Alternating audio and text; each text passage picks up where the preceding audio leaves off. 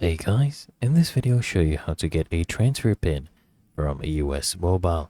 Now, there's multiple ways to do this. One is to go ahead and contact US Mobile support, right? You can go ahead and use US Mobile chat at usmobile.com/chat and request a transfer pin here.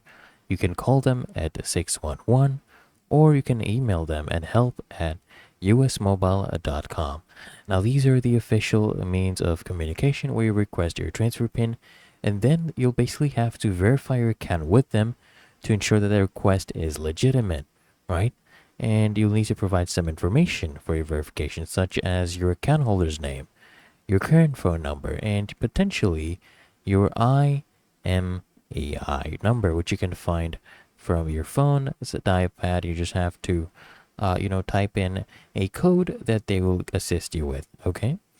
And then once your account is verified, US Mobile will provide you with the necessary transfer pin, and you can go ahead and use this for the porting process with your new carrier, okay? And it's really that easy and simple. So I hope this guide provided value to you.